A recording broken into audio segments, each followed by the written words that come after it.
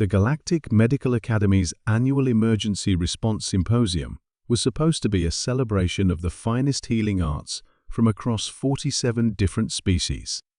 Dr. Vale Thara of the Crorian Medical Collective adjusted her pristine surgical instruments with all four hands, preparing for what should have been a routine demonstration of advanced alien medical techniques.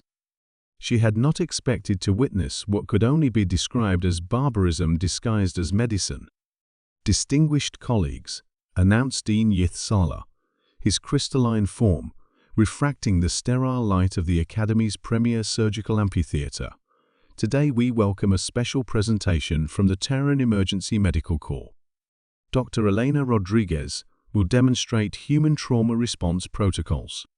A murmur of polite interest rippled through the assembled medical professionals. The humans had been making waves throughout galactic society, but their medical practices remained largely undocumented. Most alien physicians assumed that any species capable of surviving a Class XII death world must have developed sophisticated healing techniques. They were about to discover they were both completely wrong and absolutely correct. Dr. Rodriguez entered the amphitheater with what appeared to be a collection of primitive tools that belonged in a museum rather than a medical facility. Her advanced medical kit consisted of items that made several Sekthari physicians visibly recoil: metal blades, chemical solutions, and devices that looked suspiciously like construction equipment. "Thank you for having me," Dr. Rodriguez said, her accent carrying the casual confidence that seemed characteristic of her species. "I understand you'd like to see how humans handle emergency trauma. I should warn you, our methods might seem a bit direct." The first simulation involved a standard accident scenario. A Crorian worker had suffered what appeared to be a severed appendage in an industrial mishap. The holographic patient writhed in simulated agony as biomonitors displayed critical vital signs. Dr. Vale Thara stepped forward, her instruments gleaming. Standard protocol requires careful tissue analysis, genetic compatibility testing, and molecular reconstruction using bioadaptive nanites. The entire procedure should take approximately 4 hours to ensure perfect cellular integration. 4 hours? Dr. Rodriguez looked genuinely confused. The patient would be dead in 20 minutes with that kind of blood loss. She approached the holographic Crorian with what could only be described as alarming casualness, pulling on what appeared to be simple plastic gloves rather than the sterile biocontainment suits that proper medicine required. "First thing," she announced to the horrified audience, "stop the bleeding. Everything else is secondary." What happened next would haunt alien medical professionals for years to come. Dr. Rodriguez produced a device that looked like it belonged in a kitchen and pressed it directly against the severed appendage. The smell of burning tissue filled the amphitheater as she cauterized the wound with casual efficiency. Did she just? Dr. Keth Miran of the Titan Medical Authority's Rocky Features expressed what might have been nausea. "She burned the patient," confirmed Dr. Fluxala, his gelatinous form rippling with distress. "She actually burned living tissue on purpose." "Cauterization," Dr. Rodriguez explained cheerfully, completely unaware of the horror surrounding her. "Stops bleeding instantly, prevents infection, gives us time to work on proper repair." She then proceeded to demonstrate the proper repair, which involved taking the severed appendage and literally sewing it back onto the patient, using what appeared to be primitive string and needles. The alien medical professionals watched in mounting horror as Dr. Rodriguez stitched living tissue together like she was mending clothing, her movements quick and practiced. No molecular scanners, no genetic compatibility matrices, no bioadaptive integration protocols, just needle, thread, and what could only be described as surgical barbarism.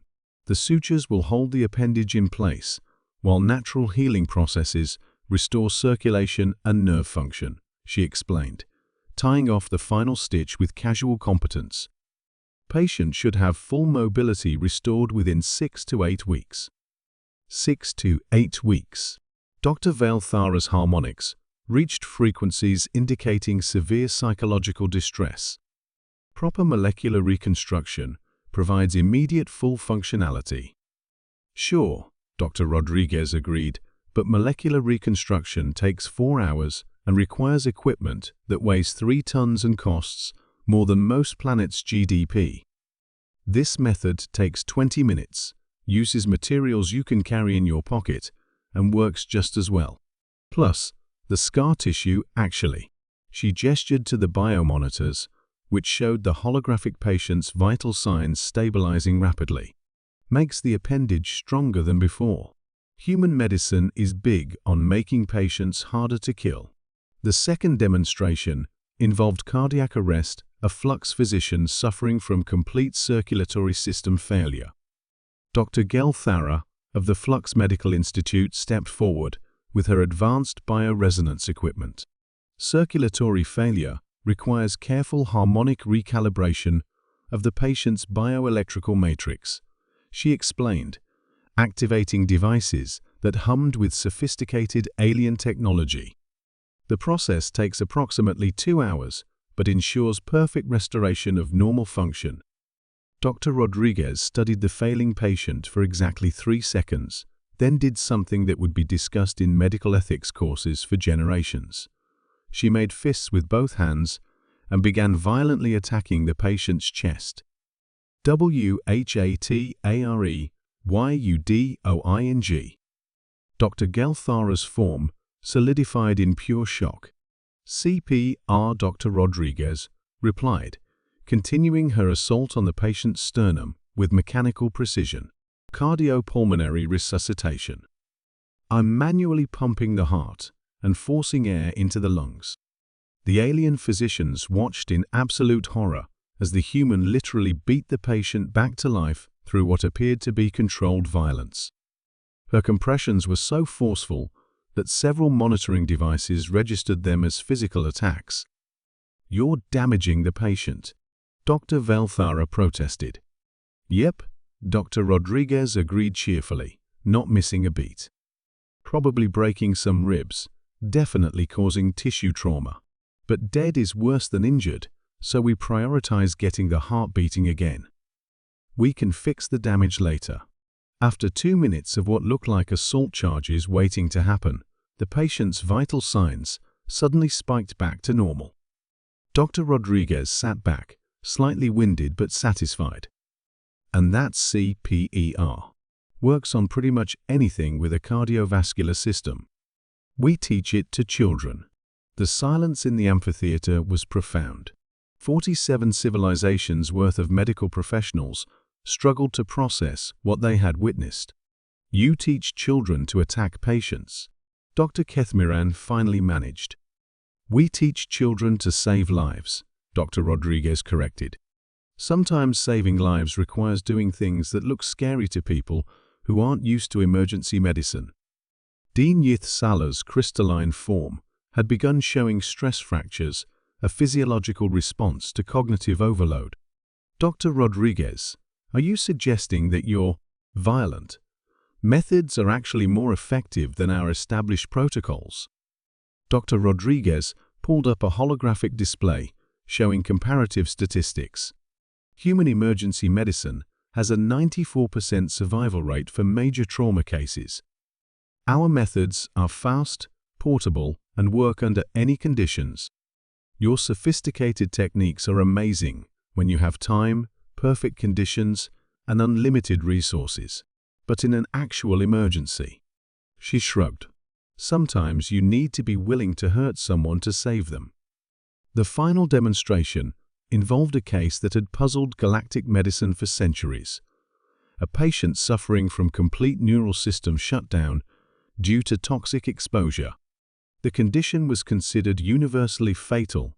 No known medical intervention could restart a completely dead nervous system. Dr. Rodriguez examined the case files for roughly 30 seconds, then produced what appeared to be a pair of metallic paddles connected to a primitive electrical device. Oh, come on, she said, almost laughingly. Neural system shut down? That's easy. We just jump-started. Before anyone could protest, she placed the paddles on the patient's torso and delivered what the monitoring equipment registered as a controlled electrical explosion directly into the patient's body. The patient's entire nervous system lit up like a fireworks display, every neural pathway suddenly crackling with artificial electrical activity.